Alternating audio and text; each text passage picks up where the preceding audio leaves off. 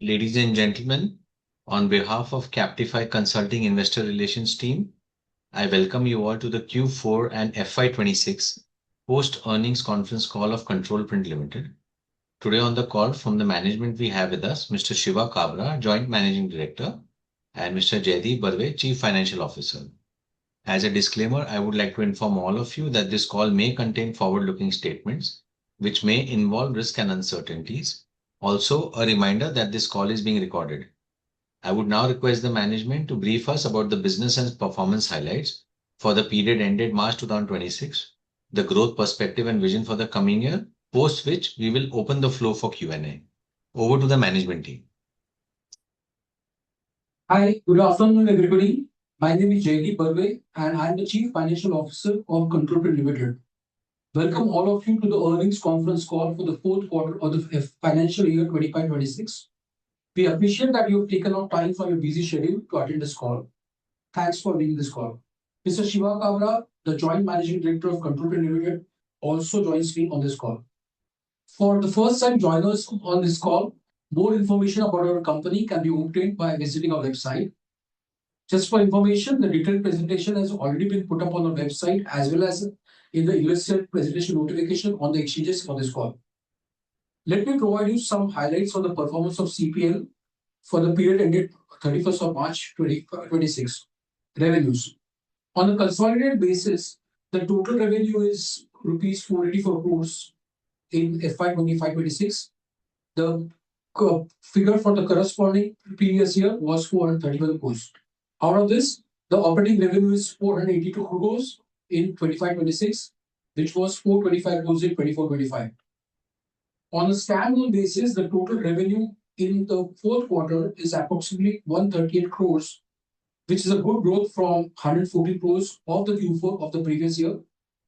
For information, the total revenue for FY25-26 and the previous 3 years is 460 crores, 395 crores, 347 crores, and 295 crores. Regarding operating revenue on a standalone basis, it is 446 crores for the complete year of 25-26. This was 385 crores in last year. Coding and marking continues to be the main and the most significant profit center of the standalone company. It has seen a steady growth in the business. Pipes, food, dairy, cable and wire, FMCG, steel and metal and wood are our top performing business verticals. We continue to be the market leaders in cement, plywood, sugar and dairy. The business outlook remains good for the track and trace division.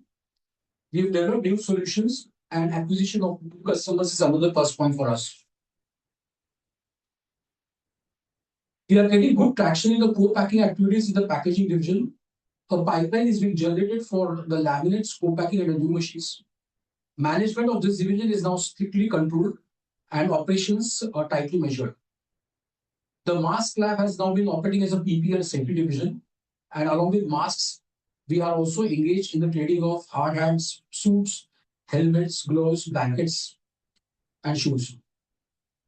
Expenses. On a consolidated basis, the cost of goods sold is around 40% of the operating revenue, which was 42% in the last year. Employee costs remain high, which is 23% in FY25-26, which was 21% in the previous year. Other expenses are around 16% for the current year and previous year. On a standalone basis, the cost of goods sold is around 41% of the operating revenue. This was 42% of the operating revenue for FY24-25. Manufacturing costs continue to remain at 3% of the operating revenue. The employee costs are 19% in FY25-26. This was 18% in the last year. Depreciation and other expenses are in line with the previous periods and in line with the business activities of the company. That said, management remains committed to optimize all the costs and would look closely into the economy, efficiency, and effectiveness of operations. This we feel can definitely lead to reduction in the operating costs. The way forward. We would like to consolidate the coding and marking business by increasing the install base, provide robust solutions. Just for information, we have implemented a price increase. Reduction in the input cost and overheads also is being prioritized. We would be developing new solutions and capitalize the available market opportunities in the packaging segment. With respect to the packaging business, both in India and overseas, we are looking forward to increasing revenue in the printer sales, the co-packing and laminates. Overseas subsidiaries will continue to be monitored with focused group targets. Business plans have already been mandated for execution. We now leave the floor open for any questions. We'll be happy to address them. Thank you, sir. We'll now begin the question and answer session. All those who wish to ask a question, please use the option of raise hand and we'll invite you to ask a question. We'll take the first question from Mr. Keshav Garg. Please go ahead.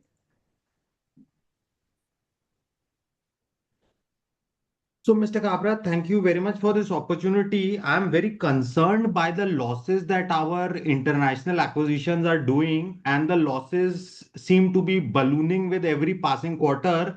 Now, we have seen this story before of Indian companies doing vanity acquisitions in saturated Western markets and then continuously pumping money, making losses, and then ultimately just writing off the whole thing. So, I mean, is there a different story over here, or we are following the same predictable pattern that we have seen many times in the past before? Yeah, so Keshav, this is Shiva. Thank you for taking part in the conference and for your question. I think that would be a concern for many other people also. So, you see, the thing is, I think, this is a fundamental question for me as a manager and for the shareholders also, or investors, how you want to term it. You see, there are two routes out here. We are in a comfortable position in our coding and marketing business. So when I look at the results, our profitability has increased on a standalone basis, fueled by the coding and marketing business. Even though we have made investments in both the previous codes, which actually probably was at least break even this year, I would say, if not at a profit, but it was definitely at least break even this year. So we didn't probably spend money developing that business, but we did make losses in the packaging business in India. So the question is, whether we wanted to be a TCS or Infosys type business. I mean, I'm not trying to say they're great companies or something, but in the end, they've been making a lot of money and running a comfortable business model for 30, 35 years. But they haven't reinvested in creating IP. There are no products that they have per se. They're not leading in, say, the AI or something. They've not created any like Zoho or SaaS type products. They've not competed with anyone in the last, or done anything like that.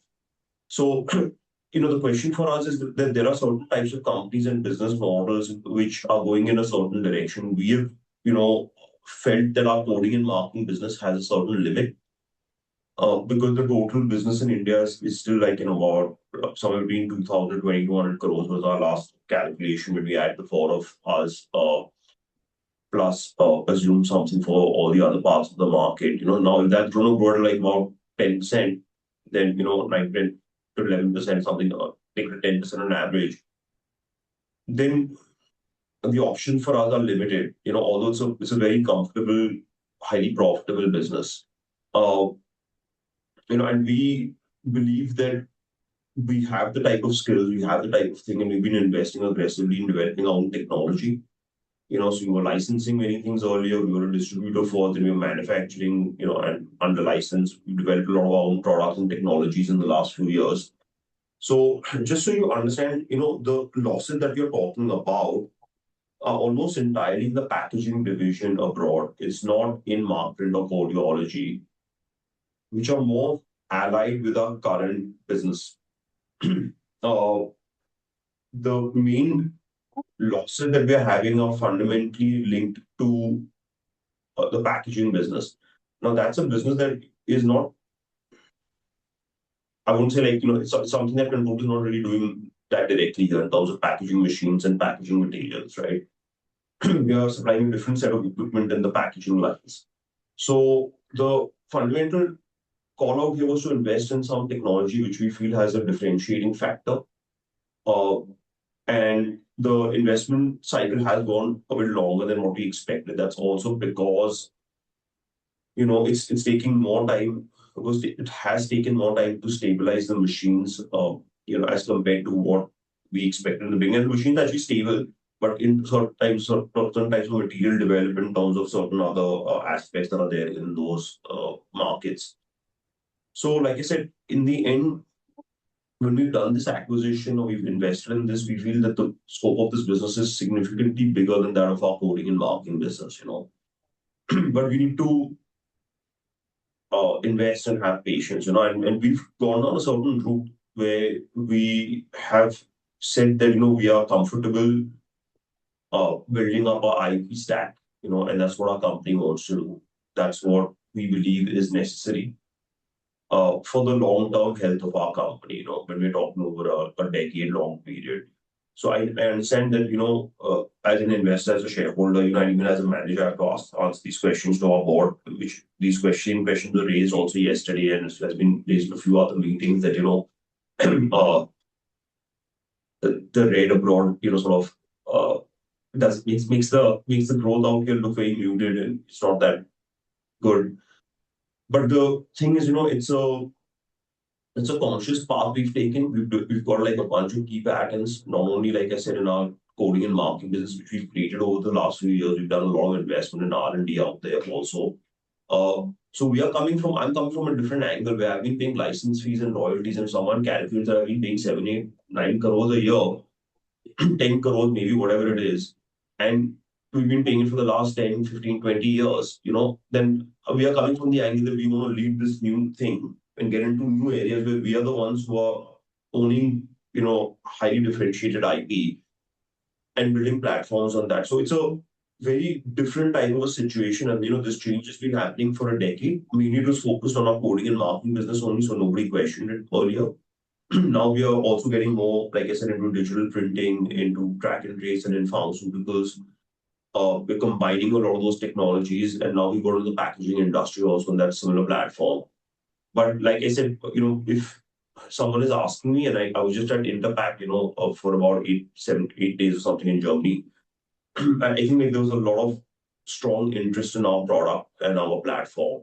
So it's something that definitely, I'm still very sure of the end use case. But everyone has to understand that when you're going down a certain route, we have to load a certain amount of risk and some sacrifice of certain short-term results, which we're trying to manage to the best extent possible in order to ensure that, the company has multiple levers of growth and a strong platform over like, the next decade or two. That's sort of where the situation is. I don't know if this is answering your question in complete. There's no vanity here. We're not taking on certain things. It's a very calculative decision. Wherever we have invested, it is to take certain types of intellectual property where either we have some holes in our portfolio and we want to ramp it up in terms of Codeology with the print and apply, in terms of Markprint with the digital printing. It also fills some geographical options for us maybe in the future. And in the packaging business, again, it's an IP platform that we bought, which we really believe we can develop to be a significantly bigger business and a more profitable business than our coding business in the course of time to come. So, Mr. Kapra, I appreciate your answer, and I do understand that until we attempt to do new things, the company cannot grow. But I mean, there has to be some end game that, okay, we are trying to do this, and if we are unable to do this in a certain time period at a certain cost, with a certain capital outlay, then we will basically write it off, and it will not be a open-ended that after 3 years also we are discussing the same thing. And I think we are again putting 32 crore in the Italian subsidiary, whether through IPR purchase or equity infusion, it's basically the same thing that we are putting 32 crore additional capital. So basically, how much money did we put to acquire this packaging business? What has been the additional investment since acquiring it, and what has been the cumulative loss? So the basic point is that are we realistically going to get in the foreseeable future any return on all this investment that has been incurred till now, and by when?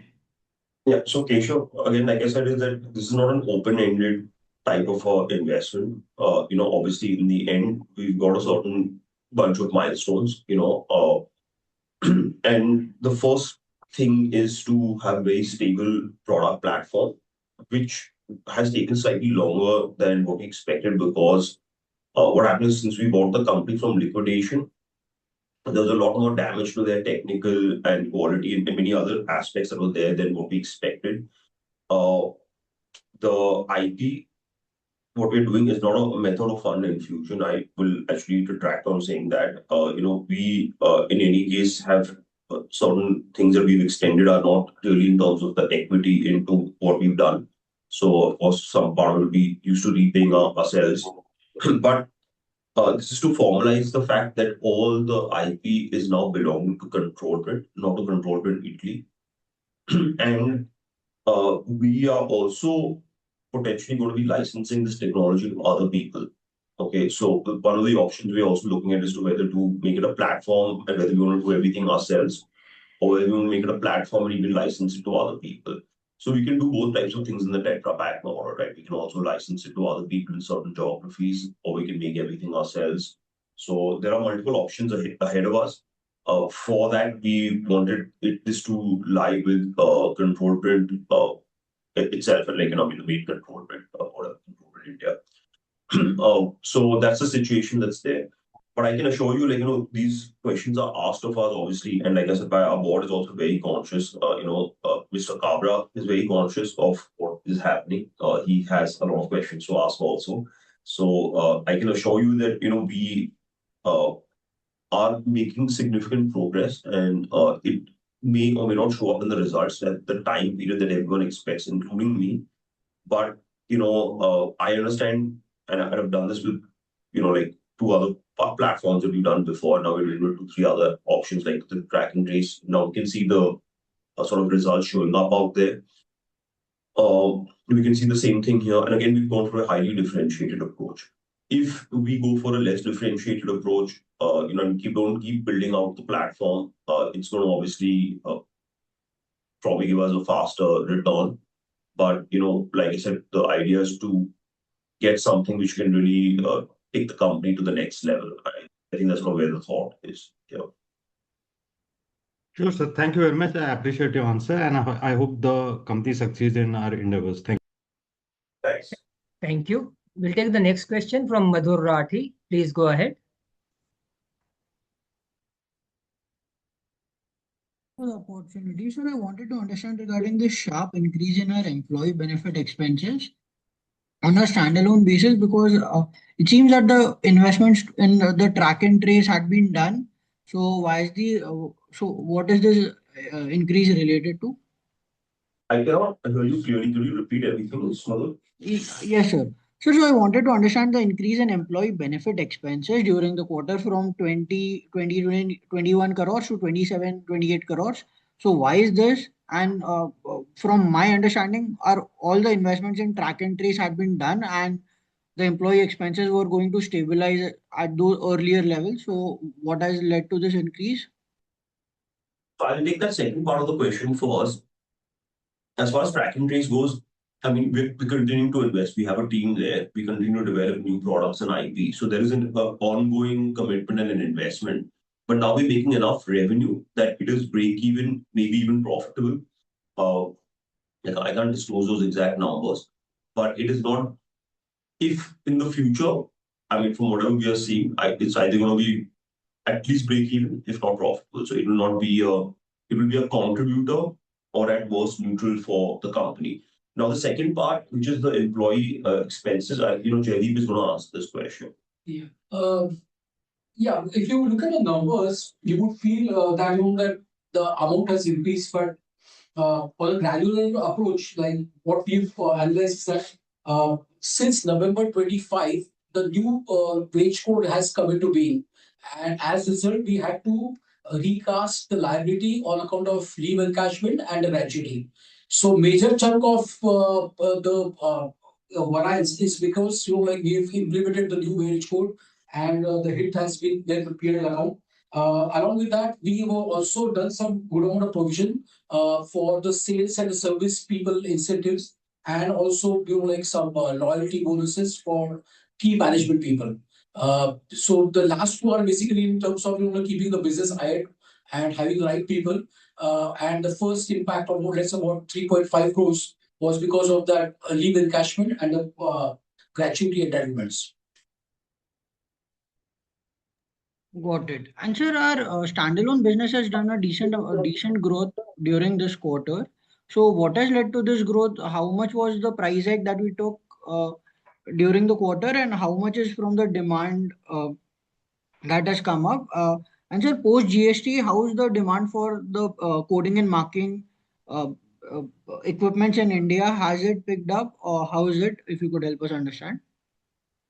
Yeah, so just so we can't give you percentage, numbers in terms of price hikes, but we have implemented a surcharge because right now. So I think previous year there was a price hike, but the major growth has come from the volume. This year, what's happened is because of some further, we've actually had some cost increases, some major issues happening with the whatever Iran thing or something, some chemical supply chains. Because the gas and some other things are being allowed for petrol and fertilizers and all, but for some reason they've stopped the chemicals chain. So there's some cost increases for sure on our side. And some force majeures have been declared here and there. So obviously, I mean, it's not as bad as COVID by any stretch of the imagination, but we are keeping our stocks ready. So we have had some significant cost increases. Also, the rupee depreciation has affected us, but we've not even calculated that as yet.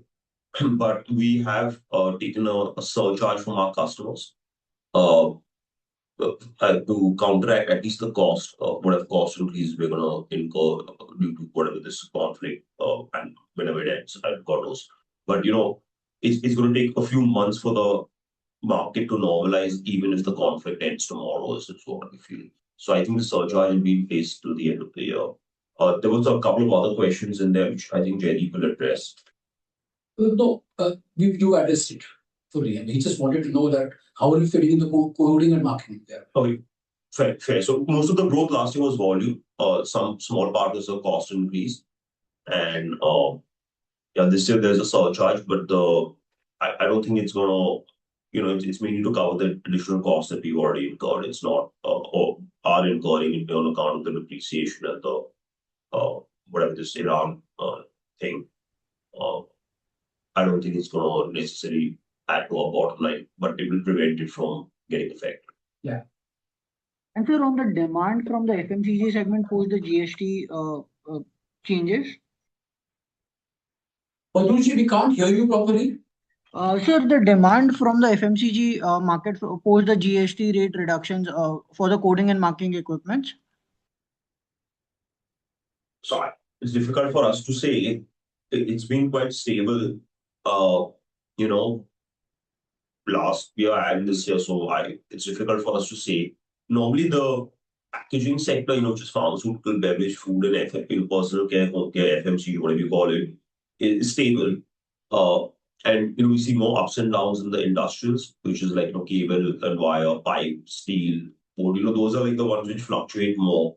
So depending on, because a lot of them are linked to home construction and white goods and those types of things. So but the packaging side of the business is quite stable. People who consume milk come what may, whether it's a GST is less or not, I think, but I'm not sure. Got Thank it. you, sir. Thank you, sir. Thank you. We'll take the next question from Vinit Thakur, and I would request the participants to limit their questions to 2 per participants. Vinit, you may go ahead, please. Yeah, hi, sir. Thank you for giving the opportunity, sir. I had a couple of questions. If you could give me the revenue breakup by consumable spares and Yeah, I'll take this question. So for the Q4, I'll talk first. So between printers, consumables, spares, and services, it is 12%, 62%, 9%, 16%. And if I take the complete year of 25-26, it is 14% for the printers, 61% for the consumables, 9% for the spares, and 15% for the services. so could you just also, since already my question was answered, I wanted to know about the cardiology and other investments, and especially V-shapes, because we've been bleeding money for it. And as you mentioned, we don't have a timeline when we will have at least a break-even point for it. But could you explain the Indian business as well? What do you think about the Indian business as of right now? But you mean the Indian business, you talk about the packaging side of the business, or you're talking about which part of the business? The coding and marking business. So that's going steadily. I think like that's steady so far. Last quarter or last year was good. This year should be also reasonably good. And like I said, we're expecting the track and trace to be a major like a big, one of the things that we add to sales, hopefully profitability this year. Could you, sir, And the expand packaging to on, be developed to some extent this year and stabilized, where we can then have a base on which we can grow. could you expand more on the track and trace business? Like what revenues or what is the highlight in the next 2 3 years? What do you think the potential of the business could be? So that's difficult to say. There are other people in it. Uh, so we are a very late entrant to the market, relatively speaking. We're trying to offer something which is a very differentiated solution. It's quite technical if someone will have to take the time out to understand what our solution is and how it compares to whatever's the state of the art from other people as of today. But I can assure that any leading pharmaceutical or other similar company will find a significant amount of benefit coming to us. And I had mentioned that we are doing some pilots with two of the top 5 to 10 in size pharmaceutical companies in India, and we're coming to the end of those. And if everything goes as what we think is successful, then we should get a bigger rollout in these companies, and that will also have a market proof to the rest of the companies up in this field, or other rest of the customers. So yeah, that's sort of where our focus is. It's not really been on rushing to try to sell to everyone. It's more been going into depth and really working closely with two pilot customers of large scope, complex requirements, probably the most complex requirements from all companies in India, and making sure that we are giving that level of solution to them, that they feel there's a huge delta and it's a no-brainer for them to switch from the existing solutions to us. And so, it's more about proving the proof of concept in, two Apex customers, and we feel that it'll have its own self-explanatory effect down the line to all the other customers. And Business. so just a last comment on V-shapes. So what do you think about when can we reach a break-even point, or what scale and what factors could it lead to reaching a break-even point? And Yeah. just a general commentary on that part. Yeah. Great. So it could be this year also. So what happened was, we had predicted about a 1 million something euro loss. This, like, a reduction from about 2.5 million last year to about 1.5 million this year. What's happened is that because of some difficulties in our, some design changes or some stuff that we've made, we've got a bunch of inventory there which still needs to go out to customers. We've not been able to build that. So I think if that happens, hopefully the losses would reduce. So, and also, like, the revenues may start. We have a couple of big customers in the Gulf and Middle East who are not now purchasing materials because we can't ship them the materials. So, the base in the Gulf or in the Strait of Hormuz area, and we don't know how to get past this. And so that's affected us to some extent. But I think, yeah, it could easily break even this year. But irrespective, I'm quite confident that the losses will reduce this year. From at least after FY28, we will not be bleeding more money towards V-shapes. Would that be a general Yeah, consensus? I don't think that we need to put more funds in after this, since we purchased the technology and shipped it to India. I think this will be the last. Like you said, someone said, part of it is to feed some loans that we have provided to get them back. So that's going to be part of it. So most of the funds are not going to be infused there, but I think there's not much of a funds requirement from their side. If the if we believe as possible that the current inventory that they have is finalized and they can ship it out because all the changes have been agreed upon. So we made some minor changes to the product. What's happened is that the products are still somewhat stuck at in the factory, in their factory. Yes. If those products can go out, if those machines can go out, then we can convert them into revenue and get some money in. Obviously we already see part of it as an advance, part of it will come in. So the inventory will convert into cash, and it will also lead the way to recurring revenue. So yeah, some improvements that can happen in terms of the manufacturing out there. But I think that I think we're close to saying that now this is the final change, because there's again, I don't want to be critical of our own company, and it happens something, but sometimes what happens is it's a new thing, because we run in a very different way.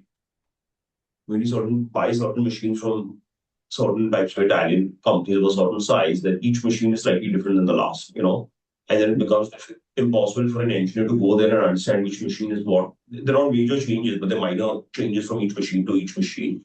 So our, take was that this can't happen. It has to be finalized. If it goes to the customer, he should install it in one day, and give the training and get out, and it just runs. So, you can't be like, I'm going to go there and I'm going to fiddle around with it and I'm going to make some things here and there. So, because we're putting more of our own quality and customer level standards out there, otherwise they would have shipped out.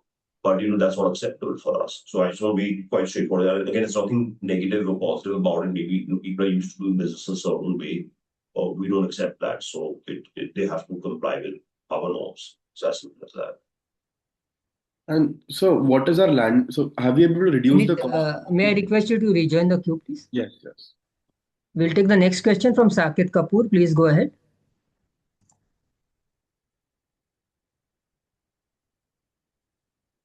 Yeah, Namaskar, Shivaji.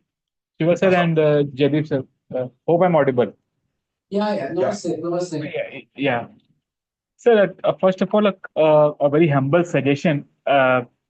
Please do make it into consideration that earlier, sir, post the results, the con call and the presentation part used to be done on the same day, maybe at the fag end at 5 p.m. or sometime around that also. But we have now made it a next day affair.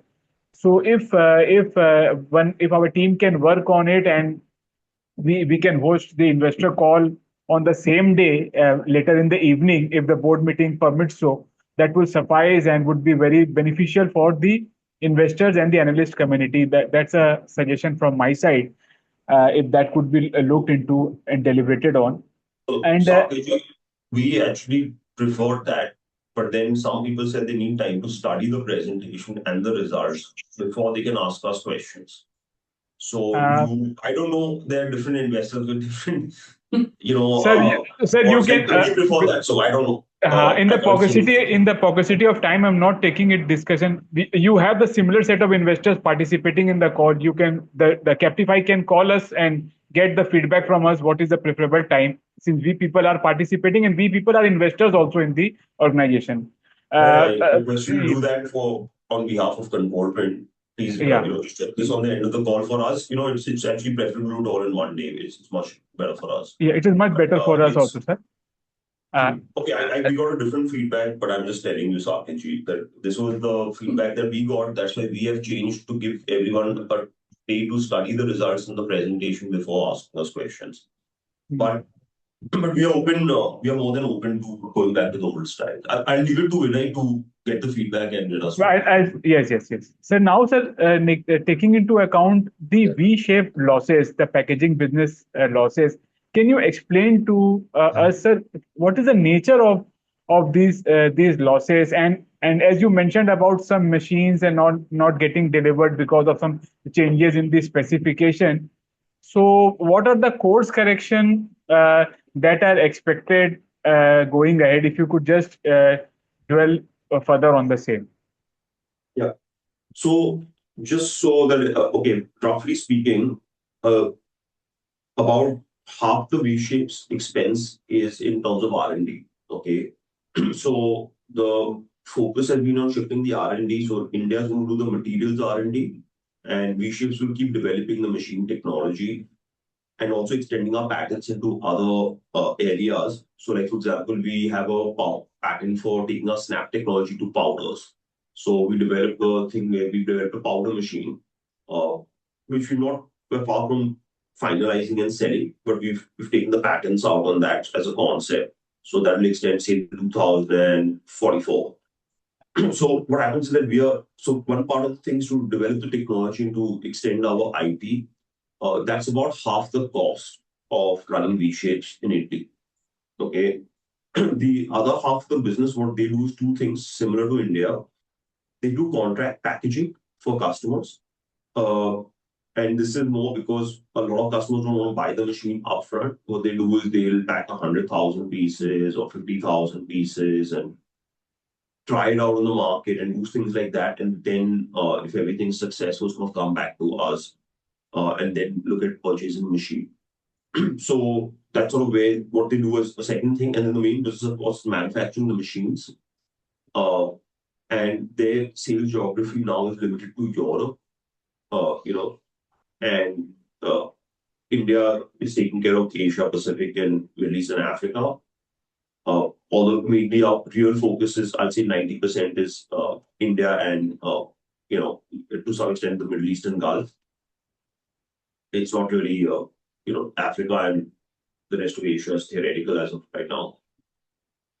And so their costs are obviously in terms of two things. They've got a sales team out there, and some people in the packaging and manufacturing production operation.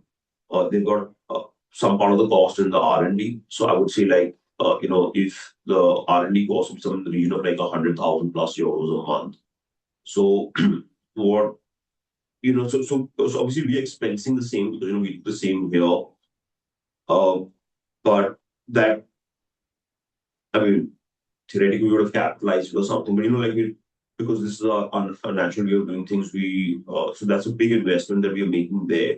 So in a way, they've got a similar R&D expenses what Control Print has, like a little bit less than us. But because obviously they don't have the same level of revenue and profitability, they can't expense that without showing losses. So that's one of the major differences there. The rest of the people are salespeople. You got a CEO who also looks at sales and some of the technical aspects. A couple of people who manufacture some logistics and back office or whatever, and then some people. It's a pretty thin team. I think it's like just 12, 13 people, 14 people. They're totally. So part of the R&D cost, of course, not only our people, but also we have some consultants that we use, and then certain kits and tools that I know that to keep buying some stuff here and there to check some stuff out. So, so that's sort of where the V-Shapes or the CPT costs come from. Then what are the other questions you had out there, Saket? Sir, I have a couple of them. I'll just put forward them and then join the queue. Firstly, about the new manufacturing unit at Guwahati. What kindly noted, sir, iska kya rationale hai and how are we going? I think so in the packaging segment itself. So that has some correlation with the IP which we have purchased. I think so for the from V-Shape. And sir, secondly, to endorse or whether to second to the views of Keshav Bhai also in the earlier part. Sir, you have built up this organization and also the confidence in your investors in a journey that has transcended for the last 6-8 years of consistent performance, delivering your dividends, buybacks. Somehow it appears to the minds of your investors that we are getting derailed from the objective, and that is very well reflected in the type of P compression that we see currently with respect to our current market cap also. So, sir, although you in your presentation you have spoken about, I think so, slide number 8 speaks about 3 pronged long-term growth strategies, and then we have also spoken about long-term value drivers. we as investors only want things on ground to move in this aspect, and we would like to understand कि as we say in the Hindi terminology, Delhi कितनी दूर है अभी? How far are we away from achieving these two, slide number 7 and slide number 8, and your thought process of how confident you are in achieving the same. This is what the sum and substance of my question was, and I joined the team. Okay, so just looking at the first question, do you want to take these now or take like the end of the queue? If anyone else wants, I'll just take them now. Is that fine with everyone, or you want to take them at the end? Sir, I think we can take a question from Saloni Arya from Molecule Ventures. Saloni, if Let's you do can that. go ahead, please. Keep those two questions there then, and we'll address them off. Yeah, sure. Hello, am I audible, sir? Yes, Saloni. Yeah, sir, I joined a little late, so I don't know if my questions are repetitive. I'll just say them out loud. First one, obviously, being related to the losses that we are undertaking in the subsidiary. So, when can we expect these losses to subside? In the earlier call, we mentioned it in H2 FY27. So, what is the trend we are looking at for the next 2 quarters? Second question is regards to the track and trace business. So earlier we used to mention the market size of this business to be around 500 crores. And four players are already in this. So what kind of a market share are we looking to capture from them? And basically, over the next 2, 3 years, what kind of revenue are we targeting from this segment alone? Is this going to be a meaningful contributor once the pilot commercializes, or it will take longer than that?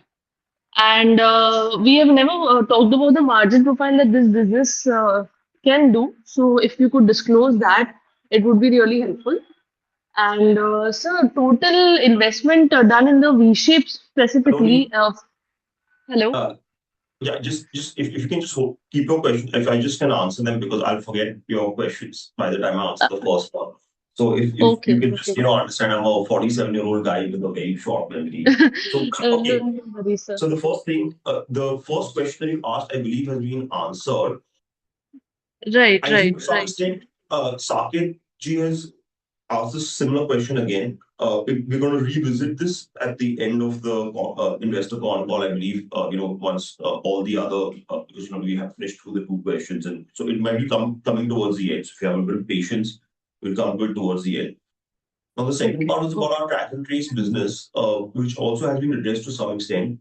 So we started this thing about 5-something years ago. And again, I'm saying the same thing for the packaging business. It's been 4 years of investment in that business, creating the IP in that, and sort of understanding where the market is, where we want to be. And like you said, yeah, this is a 500-600 crore business currently. The scope is there, but again, like I said, we're looking at redefining the way we're addressing that market. So it's not only a conventional track and trace solution, which is we're already at a certain level where we are break even, if not profitable, in the conventional part of the business. We've been working more on sort of a IP differentiated solution in that business, and just so that everyone understands, my way of thinking. We had a track and trace we developed. We spent some money developing it. We found a team that had developed a blockchain-based, track and trace with a QR. We dumped our solution and we went for them, and we got that team. That team became our team in the Curious Sports team. We invested more in developing the product around them. We thought it was there. We worked with them for the last 3-something years, and we put a lot of money in that. And we've developed our thing. We've given all our printing and other types of R&D and other expertise to contribute to them. A lot of the expertise that we've also acquired through Markprint. So it is bringing different parts of control print together. And, I guess we come to a level where we are break even if not profitable. I can't disclose that we're not making losses in that business. In general, whatever we do in terms of any business is at a similar gross margin level to what we do in our coding and marketing business, at least. Now, the point that was then raised was, what is the size of this business, or what is the scope of business, what is the market share? So for us, it's to create a product, like I said, when we are not afraid to, we know that we can make a product, we can sell it as control print, we can do another Me-Too business and get a share. I think someone's mic is on and they need to switch it off, because there's some background noise coming through someone.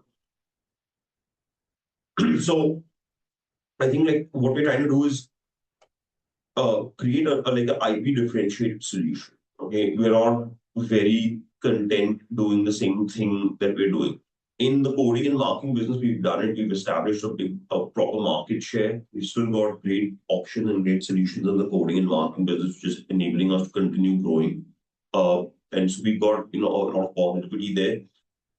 In other segments, we don't want to just use the control print reach to make a Me-Too solution, which could probably be profitable and give like a basic return on equity, but that's not our philosophy as a company.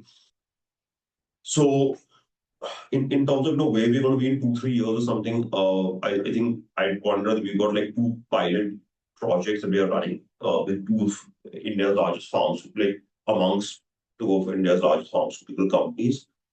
We're coming to the end of those pilots. If we feel all of us agree, and mainly the customers, but also us, that we're getting the results that are giving them a significant delta over whatever they're currently employing, then I think there's a firm commitment to implement our solution and scale it up in those companies. If that's the case, that will be obviously a significant growth driver for us in this year. But it will also sort of re-establish the standard of what can be done and what should be expected in a track and trace solution, of the level that control print delivers. And we believe will also affect the rest of the market and hopefully make it much, much easier for us. We think that customers will be coming to us rather than us going to them post that, if this happens. Because, the proof of concept is that the customer has run the pilot, he's done everything, he's doing the market testing, and he's finding it successful. So again, I can't give exact numbers, we don't give predictions on all these types of things. In terms of, like I said, margins, it should be, I think like overall control print should be able to maintain its margins, overall. Like I said, it's if someone needs to understand what our solution does, first of all, I don't know how much we can disclose because most of our stuff is covered under NDA. But if we can disclose some general stuff, we will more than be welcome to do that. But again, like I said, it's a very IP based platform, which is differentiated. And for that, someone has to be willing to invest time in understanding the differentiating point between us and our competitors or whatever's there right now in the market.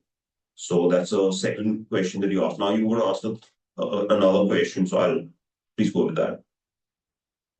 Sorry from my end, but I'm in a public place, sir. Third question would be, you can't even give the ballpark figure regarding the V-Shapes and track and trace business as to how much you expect them to be a part of the overall revenue mix over the, let's say, next 3-4 years. If a ballpark figure could also give us some sense as to where the management is directionally going. Yeah. So, okay, I think there's some overlapping questions where Saket has asked an overarching question on this basis. If I can just cover this, or if you can make that a point, Saketji, of your question, so I specifically address that point, that would be good because. Okay, sir. Just one last question on my side, sir. Basically, sir, you basically said that once the negotiations are done, you will be coming out with a presentation on track and trace business itself. So, when do you think we can expect that? We already have one. We have a clear one. It's for customers. What our specific differentiating IPs are. Right now, we give it to people under, who signed an NDA with us. So, yeah, we can put on a general purpose track and trace. Must be on our website. Someone can do it. Yeah, sure, Jaydeep, you can just put it up a standard Yeah, presentation a to generic, customers. a generic one. We'll just put it up on the website. We can We can do release that. it. We can do that. That's not a problem. That's not a That'll problem. be really But wants helpful, to sir. understand, Sure. yeah, if anyone needs to Yeah. get a specific thing of what we're doing with specific customers, obviously you can't disclose what we do with specific customers. But Right. I'm sure a lot of you guys are analysts for some of those customer investors and some of those customers. Maybe you can speak to the customers directly, uh, and they will be better explaining what, because it's better to actually get it from their point of view, right? Rather than getting it my thing of what I'm trying to sell, or what I'm trying to pitch to them. It's better to understand what they are thinking and why they are doing this, and how they are evaluating this type of purchase. I think that's far more valuable than what we might say. Yeah, Makes sense, sir. Just one last question, and I'll. please. Please go ahead. Market size of this product, basically, we have said that it's a 300 top 300 drugs have been already mandated, and government is increasing it to 1,000 drugs. But the execution on the government side has not been that strong, and as it is a compliance cost on pharma's company's point of view. So, how much of a market size increase are we expecting in the pharma space for this track and trace business? Yeah, so in the top 300 medicines, we're already doing like about 20 or something, 2022. But the government is going to come out with a notification in our discussion with the DCGI to make it to 946 of the top medicines of India. Why 946? I'm not quite sure about, but this is what the preliminary discussions that are going on. I'm assuming these are public, so if they're not, I take that back. So this is the discussion that's come out right now to extend to 946 medications. The fundamental issue is that there's no standard in terms of the fact that beyond a QR code which goes to the manufacturer site to validate it, whether it's working or not. And what's happened is, I believe, there's been a lot of instances where people have scanned the QR code to authenticate the medicine, but the medicine was counterfeit because the entire batch was copied and released out in the market. Now, what that is doing is that's giving a false sense of security to the customers, because you scan the medicine, it's saying it's authentic, but it's not actually authentic. And that's what really where our solution, this is one of the main issues our solution is addressing at the heart of, so that everyone knows what we're doing in a differentiated manner. So you get 100% accuracy, like even if there's a million copies out there, the one authentic will come out. And we also have some other parts which are, because since you're already doing the track and trace, which is acquiring warehouse, supply chain, and other types of information, some other types of management for the pharmaceutical companies, so they can use all this data to manage a lot of their logistics, supply chain, diversion issues, and other types of things.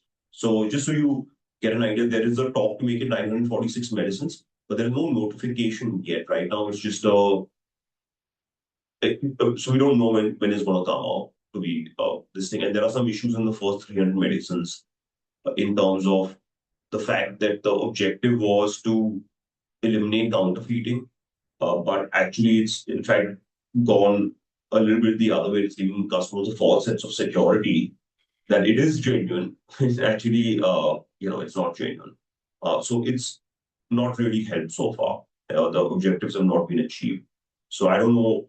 I know the government does want to extend it, but at the same time, there's also like some more discussions of how the solution is going to be improved so that it's far more difficult for people to get, make counterfeit copies of these types of medicines.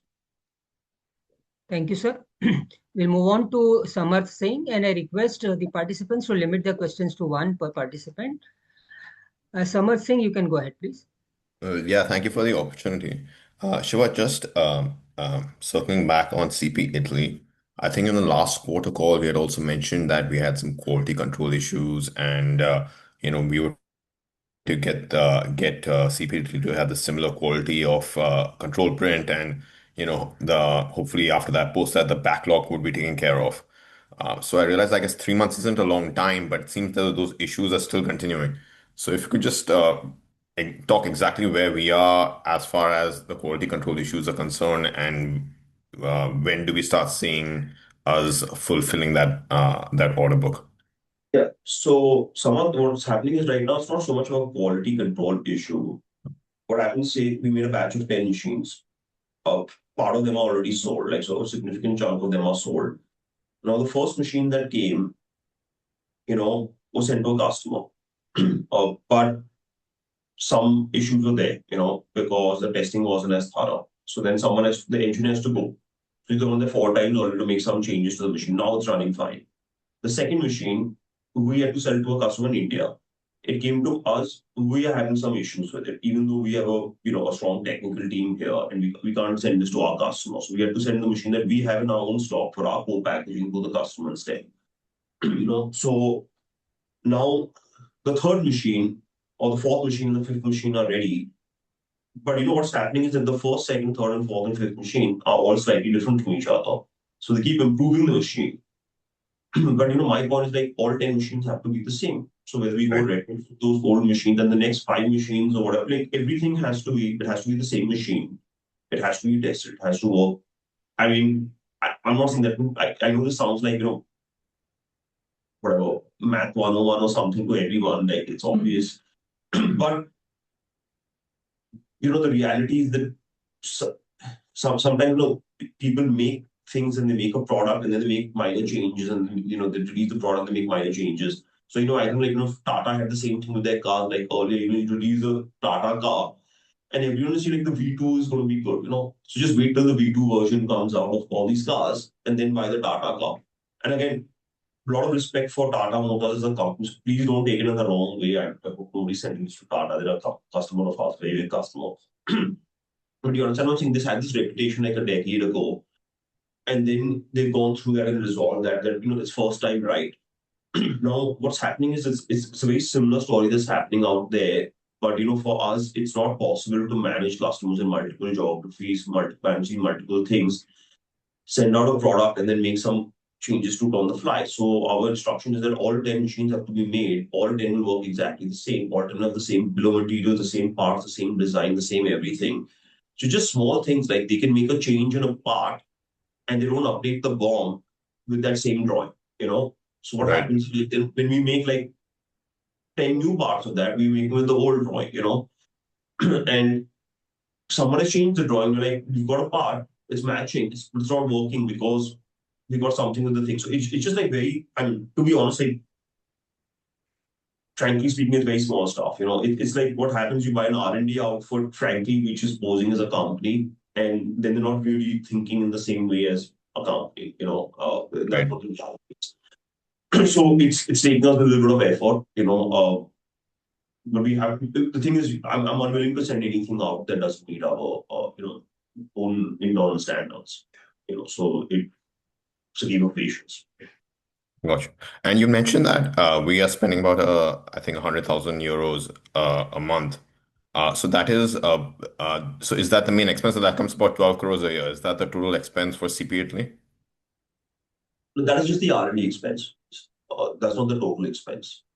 Okay, what would be the total expense? Not including, I'm not talking about the COGS, just the OPEX and the wages. I don't understand that exactly. So I'm seeing the R&D expenses in the region of 100-something thousand euros a month. Our own expense will be higher in India, but that, of course, that is more for the coding, marking, printing business. No, I'm just talking about CP Italy. What would be the total expense on the OPEX and the wages in CP Italy for the year? Yeah, so the direct wages are not very high. I think they're like €1 million or something, maybe less. But it's difficult to say because we have a lot of consultants and other types of things. Some people on contract because we prefer not to take people. So So it's roughly about 750,000 euros a year.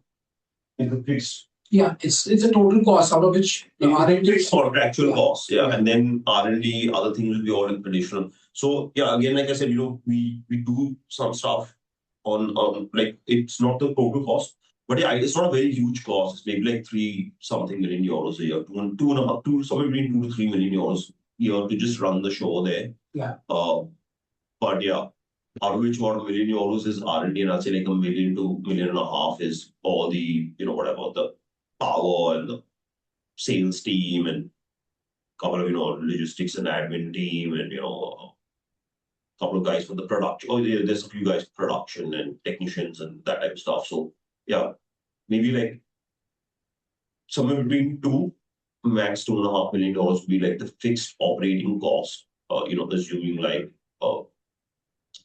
there was no purchases or manufacturing or like we just had the people sitting around without any types of things. So yeah, that's And like is it possible to restructure some of this cost and bring it onto the India operations? Because we're paying our tax rate on the consolidated basis is close to 40% at this point. So there is some work going on that side in terms of the machine. But like I said, first we need to make the machine 100%. We say like this is the final machine, because otherwise I'll keep making some new machine in India or some new parts for those machines in India and so on and so forth. So it's not like we're planning to reduce the size of that office, because now it's really we have slimmed down and got rid of all of the additional costs that are there. So like we have about 3-4 people have been let go and some other things are there, but like you can say all the additional fat or the non-productive people and expenses have been cut. So I'm going to see we're going to see some more differentiation there. So it doesn't look like the costs have come down so much, but we've gotten rid of a lot of the non-productive people, and the where the investments have been made is much more on the sales team and getting a much higher sales type of output out there. And definitely, I'm expecting much better sales results, the revenue results from them going forward. As far as getting the cost of the machine down, for that we have to say that this is the final product, and it's not going to change till we make a new version. Whenever we make a new version and update the car. So till I don't say that this is the Toyota Corolla 2024 and this is fixed, and Toyota doesn't sign off that we don't cover the Toyota Corolla 2027. So yeah, we've got a machine. It's theoretically been fixed, but obviously like the final things there. So I think we're very close to the final stages of this machine being fixed. This batch of 10 coming out, us observing that, and then the plan is that so just between what's happening is all of these parts are bought from local Italian suppliers. Okay, so it costs us significantly more than if we could source some of these parts through our base or manufacture them ourselves, or at least negotiate with our suppliers if they're bought out things like specific motors and drives and things like that. So that's the idea, to get the cost down in the future batches. But yeah, and there's already some significant amount of work going on out there. I think because there's some minor changes, it's been a little bit more of a difficult process than we originally envisaged. Thank you. But it will happen. It will happen. It's just it's step by step. Appreciate that. Thanks. Thank you. We'll take the next question from Nikunj Bhanushali. Please go ahead.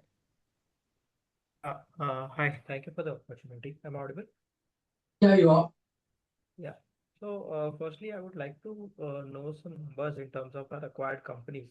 So, in Codeology and Markprint and CP Italy, what was the sales numbers for the entire year, FY26, and what are the profit or loss numbers for the year 26, FY26?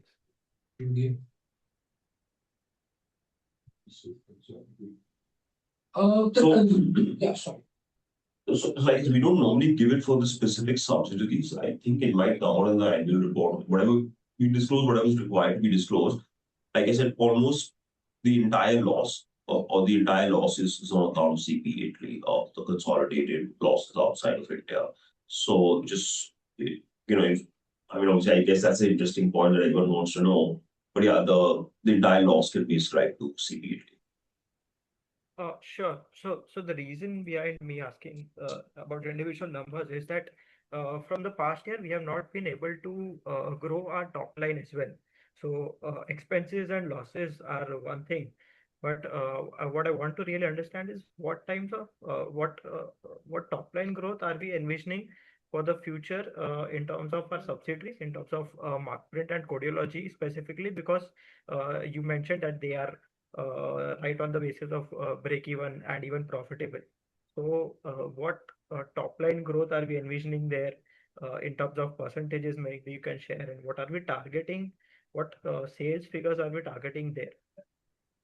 Yeah, so again, we're expecting some growth there, in a similar 15-20% growth rate. I think that's what we would expect there, in both Codeology and Markprint. In CP Italy, I think there would be some better growth if we could sell some of the machines that we have sold, but actually like sell them by shipping them out. I think it would be better. It would have looked a bit better, at least, optically. So for Codeology, we have, just so that everyone knows what we've done, we've taken the print and apply technology from them, we've transferred it to us. Now we're trying to integrate our own thermal transfer in it, a print engine. So what will happen is that will also lock the consumers for them and for us, so that if someone buys up the print and apply, whether from them or for us, the consumers business will come to us recurringly in the future. Print and apply is also, although India is not as big a print and apply market surely as abroad, there is still, it's a growing segment in India, and Rotan was not there in the segment. So just in the recent sales managers meeting we had in April, we sort of did the first training for the print and apply. And we're expecting that, although a bit slow, we will get off the ground in this year and start the print and apply sales, which in the future years will be an additional product in our coding portfolio and help us maintain our growth rates. And like I said, for Codeology, we have done an analysis of their business, and in all honesty, we have asked them to scale down the core business, because we feel that the types of margins, there's not an operating leverage. If they grow from 1 or whatever, 1.5 million or whatever they were, if they become double, it's not like the profits will become three or four times. So it's a bit of a tricky situation there. And they themselves believe that the V-Shapes packaging business have the maximum amount of scope in the UK and those areas. So they will be doing the sales for UK and maybe even Scandinavia and Benelux or something like that, and the co-packaging there. So they are more focused on scaling that up and scaling up a couple of our coding and marketing products in their market. So we are actually going to make it more profitable by scaling down, reducing and do some restructuring. They're getting rid of some of the excess costs, making the core business more profitable by making it a bit smaller, which is a bit counterintuitive. But the cost should come down faster than this, than the the drop in revenue as a result. And refocusing our resources on the packaging business and a couple of select parts of our coding and marketing business. So that's planned with Codeology. And with Markprint, they've already got some good contracts. Like I said, what happens with these companies, it's a bit tricky to say because a lot of them are lumpy businesses, but they've got a couple of good things going on right now, and hopefully if that keeps going on, I think we should see some strong growth. They had some technical issues themselves in a couple of installations last year, but those installations are like multi-million euro potential. So if that continues to roll out, that like even without getting any new customers, if they just continue the rollout, I think they will strongly grow at 20% a year. So that's fine. But yeah, that doesn't mean, of course, we're trying to push them to get additional customers, additional things in the meantime. But yeah, so I think those businesses are less of a concern. CP is the main focus for us because that's obviously where the losses are concentrated right now. Okay. Thank you for explaining that. And just And the Markprint technology has been largely, I think, consolidated in Control Print. So we are using that now quite extensively and also in some of the solutions that we are providing our customers. So it has been contributing to us in the last couple of years. But now definitely I think that the level at which we've integrated has increased, and we are providing it at a much higher level to our customers. Okay. In terms of printers, can you help me with the number of printers that were sold in this particular year? For 25-26, you mean to say? Yeah, for FY26, yeah. Yeah, it is about 3,064 printers. 3,064 printers. All right. Yeah, I think that's it from my side. Yeah, I join okay. back to you. Thank you. Sir, we'll take the last question from Hardik Bora. Please go ahead. Yeah, hi. Am I audible? Yeah, you are. Yes, Hardik. Yeah, hi. Thank you. Shiva, just one point on the coding and marking business in India. Notwithstanding your the caution that you said that you need to focus on these other businesses before significant slowdown or maturity comes to this business. Actually, the business has been doing pretty well. Even when you see the performance in FY26 on profitability, printer addition, as Jaideep mentioned, we have 3,000 plus printers sold this year. The metrics seem to be pretty encouraging there still. So, trying to tie it back to your initial remark, like these large IT companies who probably took a little time to wake up to the AI threat and invest in that area. Do you feel that compared to 5 years ago, the growth opportunity of the coding marking business has meaningfully slowed down? That is why you're focusing on these new technologies, or is just out of abundant precaution? The coding business is still doing well. You're just trying to preempt the slowdown that might come 10, 15 years later, and hence you're trying to seed these new technologies today. So just wanted to get a sense on how are you looking at the coding marketing businesses growth potential compared to what it was, let's say, 5 years ago. So Hardik, if I can ask you some questions, what is the market cap of TCS and Infosys and Wipro and Cognizant and all these guys? And then what is the market cap of Nvidia and Microsoft and Apple and even new guys like Salesforce or Oracle or those types of guys who own the IPs and own the products or SAP or all those types of guys. So where do we want to be? I think that's a fundamental question for corporate. And yeah, we're strong in the coding and marketing business. It's generating the cash flows. It's our roti, kapra, makhan, butter chicken, dal makhani, whatever you want to call it today. I'm not denying all those things, But that doesn't mean, like, at least for us, we still feel that we have that capability. We are one of the few companies that has a strong tech team out here. We're doing a lot of our own R&D and development for the last 10, 12 years. So we're confident of that path.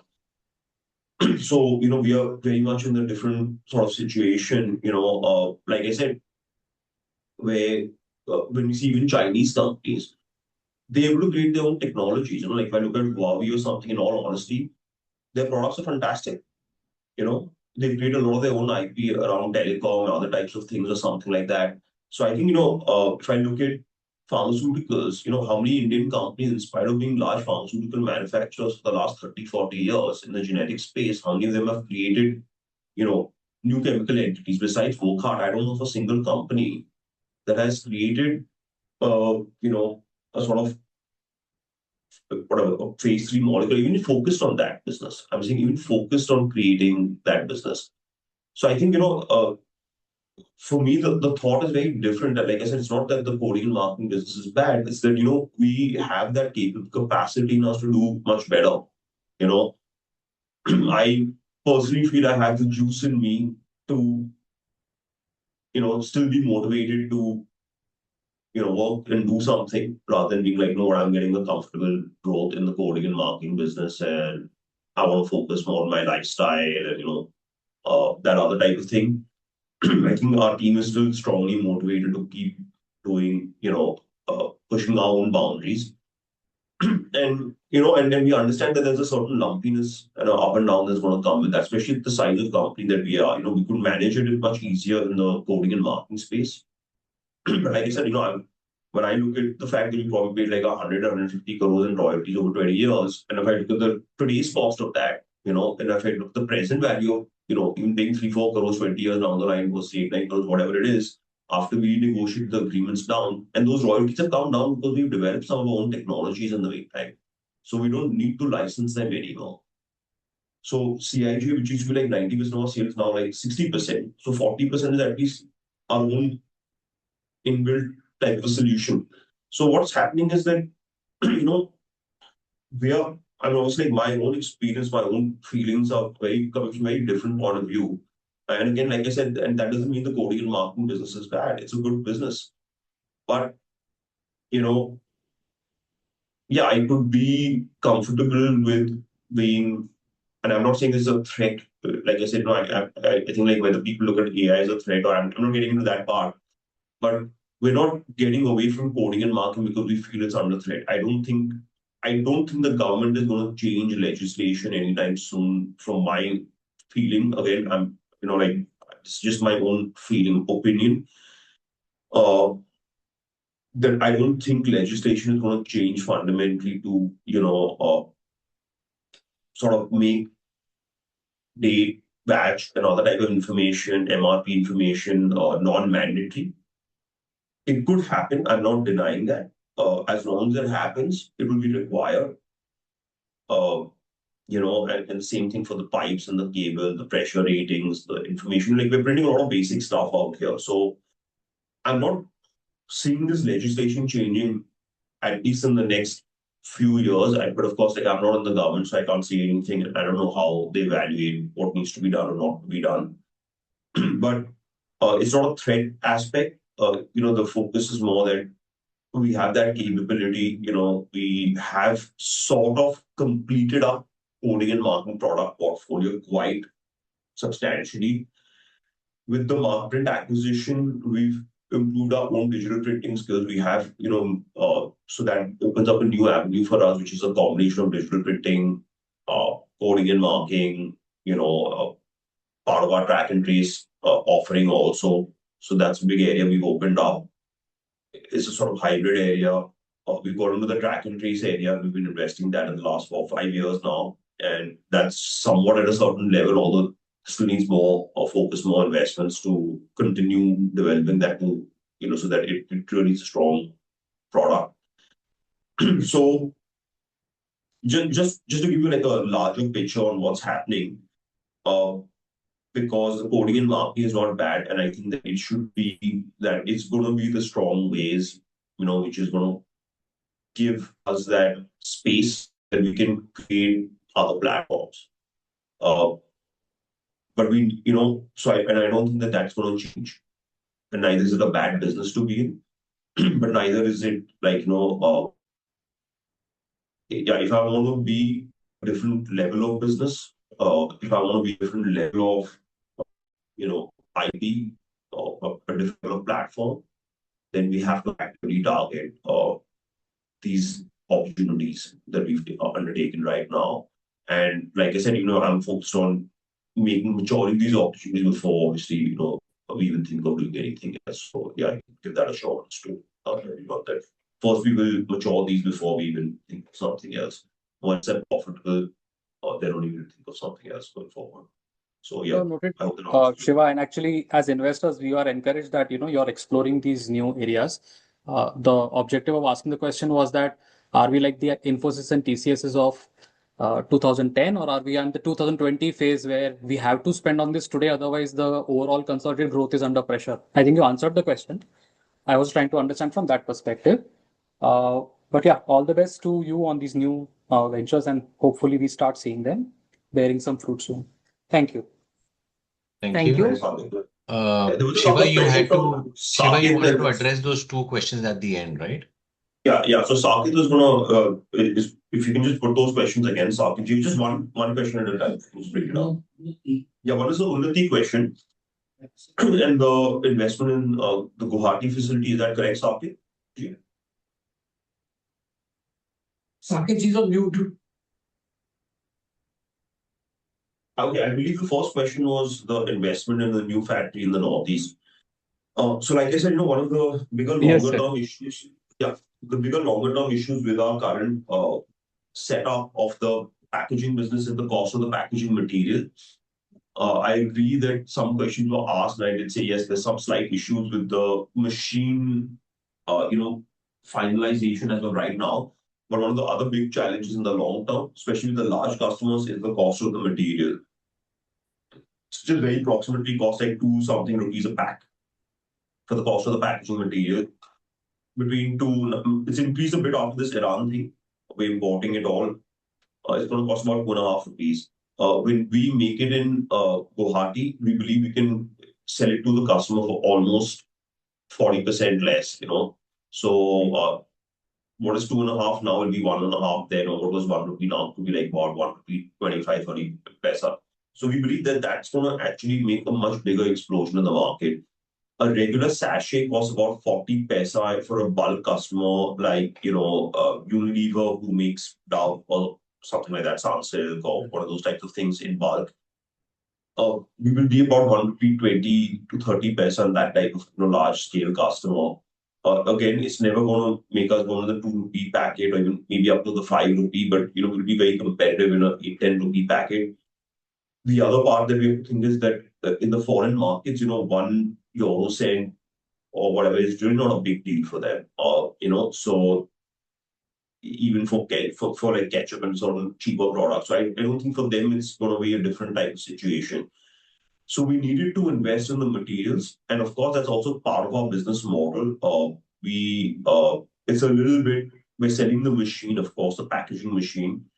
But in fact, out there, the materials business will give us, when you look at the value of how much margin we're making on the machine versus how much we're making on the material in year one, obviously the machine is the main business. But when you look at the fact that we're going to make money on this, machine for it's got a 15-year life, and even if it runs like 10, 12 years on average, so like 15, 20, you're going to make money on this machine, a little bit of money on this machine for what, 10, 12 years.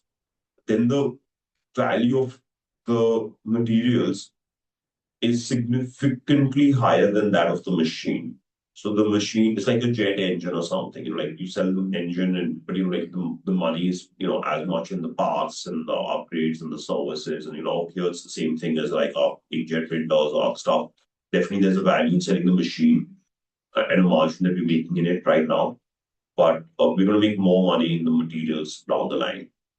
By making the materials cheaper, we believe that the volume of the business is going to increase exponentially, and as a result, the scope of of what we can how much we can service the V-Shapes business is going to increase exponentially. So that's the primary purpose of putting up this Unnati factory. We are putting some coding and marketing bits out there. This is to accelerate the revenue right in the beginning. It's not that our Guwahati facility is like per se running out of capacity. We could have done these minor expansions in Guwahati. We're doing them instead of the new facilities so that we maximize the incentives on offer. Does this come to Unnati question for everyone? Or the Northeast expansion?